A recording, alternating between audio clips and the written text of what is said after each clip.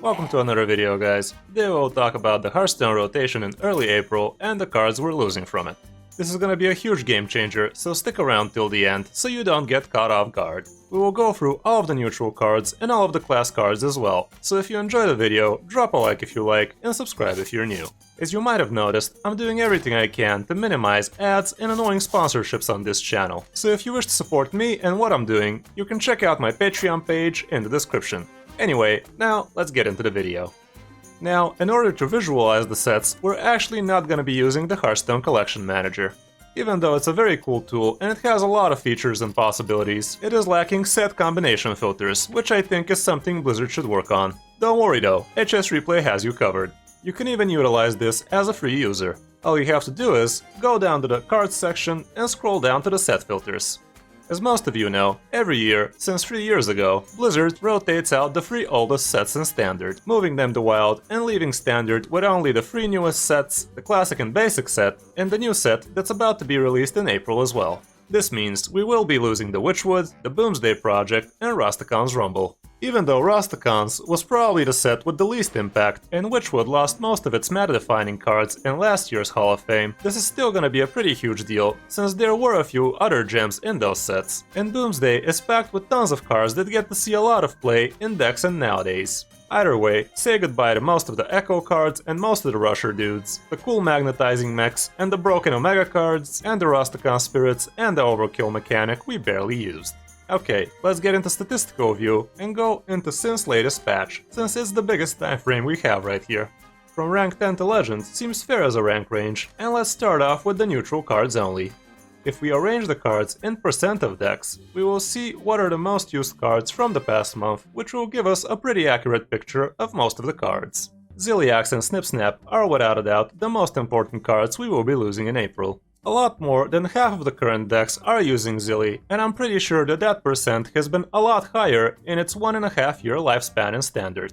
Snip Snap is almost in half the decks as well, even though he's an amazing card. I think the percent should be higher, and the reason for that is there are a lot of people who didn't get him for free and refused to craft him even though he's an optimal inclusion for their decks. I can even kinda prove that to you, cause if we switch the rank range from rank 5 to Legend, or just to Legend, then the percentages go up quite a lot. Life Drinker is another great card we will be missing soon. This is basically the beast version of Zilliax, so it doesn't come as a surprise why it has such a wide use. Witchdoctor doesn't seem as impactful as the current stats show, but it's no surprise it rose in popularity after the Descent of Dragons. After that, we have pretty much most of the viable mech package going down the drain, with the flexible Amalgam at the top. You can scroll down and check out the rest of the great cards we will be losing, but now let's see what neutral legendaries we will be losing soon. Apart from Zilly and Snippy, not much else really, at least regarding current popularity. We are losing Subject 9, which was huge for Secret Hunter, and Mechatoon and Hakar were pretty meta-defining for several times as well, but other than that, the rest were pretty meh for most, if not all of their lifespan.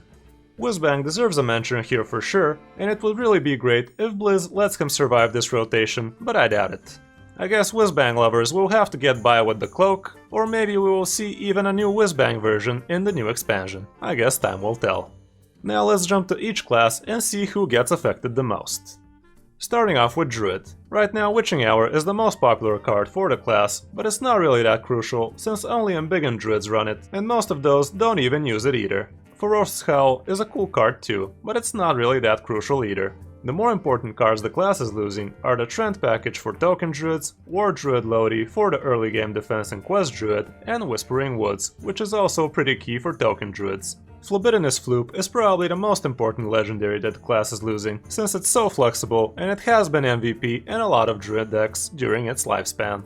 Gloop Sprayer was also pretty interesting, but the card that no Druid will ever miss is of course Duskfallen of Iana, which is also known as Pack Filler or Millhouse 2.0. Moving down to Hunter, where things are getting a lot more serious. Springpaw is gonna be quite the hit for the class, since it was a part almost in any Hunter deck during its time in Standard. Rat Trap is huge as well, since it posed such a huge threat even if you didn't run it in your deck. Zul'jin was amazing during most of its lifespan too. Halazian Flark started to shine with Quest Hunter, but Houndmaster Shaw was an all-around MVP during his whole life. The Midrange Hunter package is also going down the drain, with the loss of Master Skull, Dire Frenzy and Revenge of the Wild going out, and so is the Mech Hunter package. Overall, Hunter will be greatly affected of this rotation, but nobody will lose sleep over the loss of Flark's Boomzooka. On to Mage, Luna and her Pocket Galaxy will be no more. Those two are quite strong for the class and its only working deck, Highlander Mage.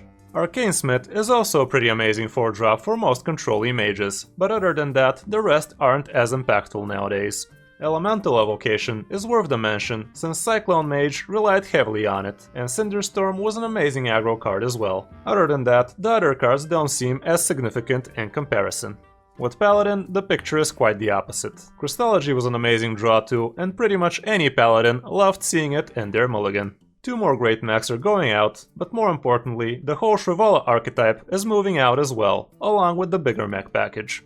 Cards worth mentioning here are Secret Keeper, Hidden Wisdom, and Auto Defense Matrix. I guess it's safe to say we will be getting some secrets from the new expansion. Next up is Priest. Usually this class shines the most when we have the most sets in Standard, and this is kind of true right now as well. But honestly, we are losing only one great card, at least from the current meta perspective. Mass Hysteria is by far the best card the class is losing, but the Gallery is quite the hit for the rest archetype too. Combo Priests and their variants are losing Topsy, Extra Arms, and Buam Sandi, which had quite the impact on it, and the Miracle archetype is losing Seance and Grave Horror. Test Subject is also worth the mention here, since it's such a unique card that unlocked the APM Priest archetype. As long as Priest receives something to replace his Hysteria, I think Priests will remain in the top tiers after the rotation, which is not great news for most. Moving down to Rogue, we will be losing Blink Fox and Spirit of the Shark, along with the meme queen, Tess.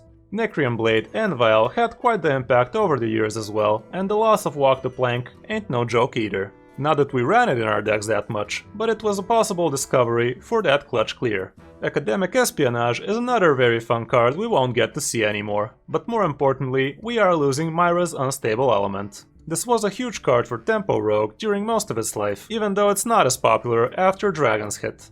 Aside from that, the rest don't seem as impactful. As for Shaman, farewell Shudderwalk. A vow shall not torment us no longer. This guy is probably the most iconic card from the Witchwood, and it broke the game several times, with all sorts of crazy Infinity Loop combos, damage combos, and insane armor gains. A lot of people quit the game because of him, even though he was rarely part of tier 1 decks. Other than that, Shaman is losing a lot of other strong legendaries too. Electra, Stormrage, Zentimo, and Hagatha the Witch. Kragwa is also worth the mention here, since she is such a unique card that did quite a lot of crazy things, especially when discovered from different classes. Haunting Visions and Spirit of the Frog are joining them, and the Thunderhead with its Overload package is a huge loss for the class as well. Overall, it's quite the big hit for the class in all sorts of directions, so it's gonna need a lot of love from the new expansion if it wants to have a chance to be a top tier class. Next up is Warlock, which surprisingly couldn't care less for this rotation, apart from Godfrey I guess. Honestly, I never thought about how low of an impact these 3 sets have over the Warlock class, until today. Sure, Grim Rally sees some play in Zoologs, but ever since the Galakrond package came, that card is sitting on the bench. The Solarium also doesn't see much play nowadays, and honestly, anything else isn't even worth mentioning. I would say Hyrik has more impact leaving Standard than any of the other Warlock cards here, just because he was such a horrible card to evolve into, and all classes can do that nowadays with the help of lackeys. In the picture is quite the opposite for Warrior, a very solid kick to the Warrior class. Its 2 best 1-drops out, its most flexible board clear as well. Dr. Boom, Dynomatic, Super Collider, Weapons Project, Militia, and the Drake package. Quite the big oof for Warrior indeed. Losing early game for the aggro archetype, losing most of its great control tools and the dragon synergies. Doesn't look great at all. The new set should definitely show it some love, or we will get to see only Pirate and Galakrond Warriors. Oh, and for the people wondering why I put Leroy in the thumbnail, clickbait. Well, not only. Leroy is definitely in danger of Hall of Fame, since it is by far the most used classic legendary, and this has been a fact probably since day 1 of Hearthstone. It is almost guaranteed we will see a Hall of Fame the same day the rotation hits. For any of you wondering, Hall of Fame means moving a card from Standard to Wild without it being from the rotating sets. 9 times out of 10, those would be classic cards, but last year we actually saw cards from Witchwood getting Hall of Fame too, so we can never be too sure. Either way, Leroy is a prime suspect for Hall of Fame, but he has dodged it so many times, I wouldn't worry too much about him. He is one of the main reasons that keeps combo and control decks at bay, so removing him might cause more harm than good. I will probably make a Hall of Fame prediction video soon, where we will talk more about this topic. I will do a detailed video about the Hall of Fame cards once they get announced, so you can get tons of extra dust from them too. Huge thanks to my, patron. Let's see if the list expands till the next video. Anyway, hope you enjoyed the video, and if you did, a like and a subscribe is very appreciated. If you are interested in coaching sessions, hit me up on my socials. See you on tonight's stream as well. Thanks for watching, I'm Kris05, and I'll see you in my next video.